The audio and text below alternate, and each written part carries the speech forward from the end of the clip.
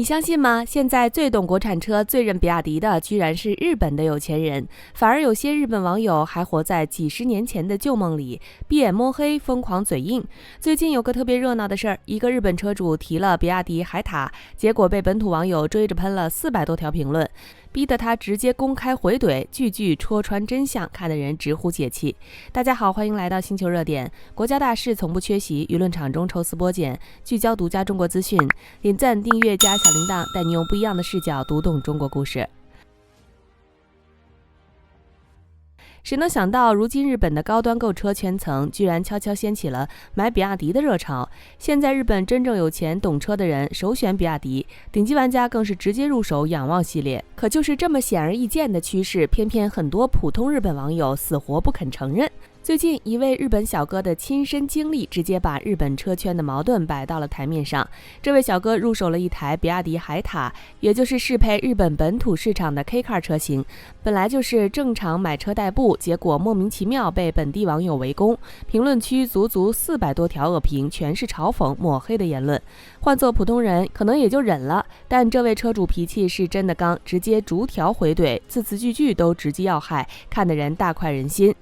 他直接喊话那些喷子，现在日本有钱有认知的人都在买比亚迪，顶级圈层都在开仰望，你们天天在网上乱喷，到底在嫉妒什么？自己收入微薄，拿着一成不变的死工资，连日常开销都捉襟见肘，日用品大多都是中国制造，生活里处处离不开中国产品，凭什么转头就恶意抹黑？说实话，小编看完这段回怼都忍不住感慨，现在的日本网友真的太双标了。小编特别想问一句，你天天喊着爱国，抵制中国制造，可你的生活根本离不开我们的产品，这不是自相矛盾吗？靠着中国制造降低生活成本，转头就跟风抹黑，这种狭隘的排外心态真的太可笑了。不过嘴上骂得凶，身体却很诚实。现在日本比亚迪 4S 店是什么场面？停车场天天停满看车提车的人，订单接到手软，销量一路暴涨，轻轻松松突破1000台大关。说到这里，小编也想吐槽一下，早年间日系车进入中国市场，明目张胆搞中外双标，偷工减料，减配安全配置，缩减车身用料。那时候还有不少网红博主跟风吹捧，说不买日系车就是不懂时尚，跟不上潮流，甚至抹黑国产车落后排外。可现在风水轮流转，比亚迪带着优质车型进入日本市场，凭借过硬的品质、先进的新能源技术碾压本土车型，日本网友就开始恶意抹黑、造谣攻击，这难道不是赤裸裸的双重标准？当年那些无脑吹捧日系车的博主，现在怎么全都沉默了？现在丰田虽然还靠着燃油车的老本稳住全球销量第1的位置，但在新能源赛道上早就一路败退，节节失守。最关键的是，日本全系 K Car 车型居然没有一款搭载2000 MPa 高强度钢，是日本车企造不出这种高强度钢材吗？显然不是，说白了就是长期躺在舒适区里摆烂，靠着固有市场收割利润，懒得迭代技术升级配置，根本不把普通车主的安全放在眼里。以前我们总觉得日系车品质靠谱，工艺精良，现在看来不过是营销包装出来的假象。很多日本网友和车企还在自欺欺人，靠着仇恨营销、排外情绪自我麻痹，觉得只要闭眼不承认就能掩盖落后的事实，但现实根本不会陪他们演戏，连专门适配日本本土体积小巧的 K Car 车型都竞争不过比亚迪，足以说明日系车企的创新能力、研发能力已经彻底掉队了。小编觉得落后从来都不是什么丢人原罪，固步自封、拒绝进步、仇视先进，才是一个行业最大的悲哀。现在的日本汽车工业早已没有当年的锐气，一味纵容网友抹黑中国品牌，不肯正视技术差距，不愿接纳行业进步，与其花时间搞舆论对抗，不如沉下心好好反思，为什么曾经碾压全球的日系车，如今连新能源入门车型都打不过。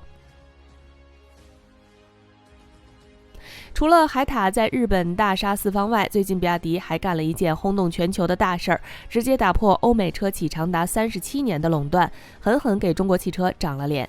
可可能很多人都不知道，德国国际保罗皮奇奖是全球汽车行业含金量极高的奖项。从1989年设立至今，整整30多年，这个奖项从来都是奔驰、雷克萨斯、沃尔沃这些欧美老牌巨头的专属荣耀，牢牢被燃油车霸主垄断。它不是普通的销量排名，也不是网友投票评选，而是由德国专业汽车媒体、资深行业专家从技术创新、行业价值、产业影响力等多个硬核维度综合评定，是全球汽车技术实力的核心风向标。但就在今年，这个被欧美车企垄断30多年的大奖，第一次迎来了中国得主比亚迪，凭借自研闪充技术成功斩获殊荣。这可不是简单的荣誉加持，这标志着全球汽车工业的竞争规则彻底被我们改写了。大家仔细想想就能明白，过去100多年，汽车行业的话语权、技术标准、竞争规则全部掌握在欧美日车企手里。他们靠着100年燃油车技术积累，建立了完整的行业壁垒，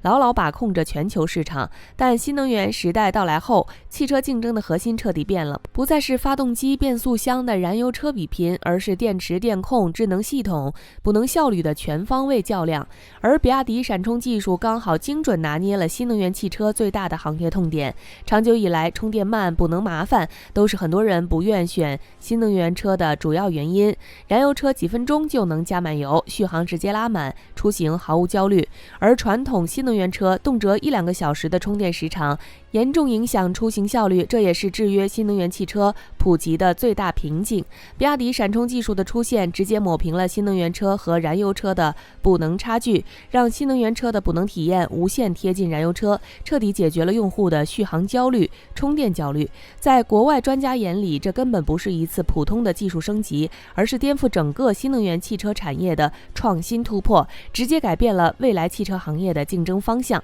当然，比亚迪的实力从来都不靠单一奖项证明。从2022年开始，比亚迪已经连续4年稳坐全球新能源汽车销量冠军的宝座。从欧洲、亚洲到拉美、中东，越来越多海外消费者用真实订单为中国品牌投票。更关键的是，比亚迪的出海模式也迎来了全面升级，不再是单纯的卖车出口，而是核心技术、行业标准的全方位输出。按照规则，比亚迪将在2027年前在海外落地6000座闪充站，全面搭建全球闪充补能网络。这个消息一出，直接在海外全网刷屏，外国网友的评论堪称大型破防现场，各种感慨羡慕层出不穷。有美国网友无奈吐槽，看完中国的闪充技术，突然感觉美国的新能源基建还停留在石器时代。澳洲网友直言不讳，恭喜欧洲提前解锁全球最先进的电动汽车补能技术。更有德国行业网友直言，按照这个发展速度，未来石油运输的核心通道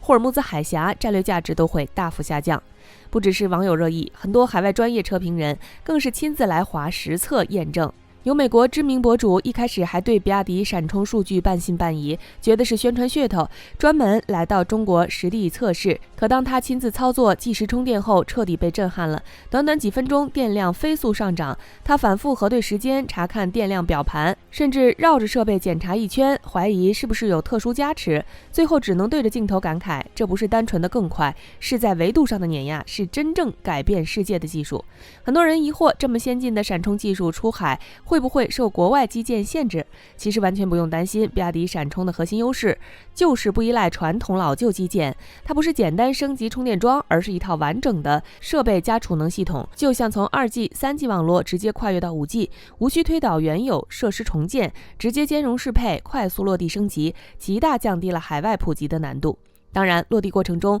难免会遇到标准认证、设备适配、市场磨合等问题，但这些都是可以靠时间解决的小事，根本不存在技术壁垒。比亚迪闪充带来的是更深层次的行业变革，它把新能源车漫长的充电时间压缩到几分钟，改变的不只是用户的充电习惯，更是重构了整个新能源的能源逻辑。以前我们用车要提前规划电量，预留充电时间，人围着能源转。而比亚迪闪充普及后，会变得无比便捷，不用焦虑电量，不用浪费时间，真正实现能源围着人转。所以说，海外落地的6000座闪充站，从来不是简单的基建扩张，而是中国汽车在重新定义全球新能源行业的规则。100多年来，汽车产业的故事由欧美日书写，而新能源时代，比亚迪正在带着中国汽车从追赶者变成规划制定者，稳稳站上世界舞台的中心。好了，今天的内容到这里就结束了。如果你喜欢小编的影片，还请大家多多点赞转发，让更多的人一起见证中国进步。关注我的频道，这样既能回顾往期视频，又不会错过之后的精彩内容。那我们下期节目不见不散。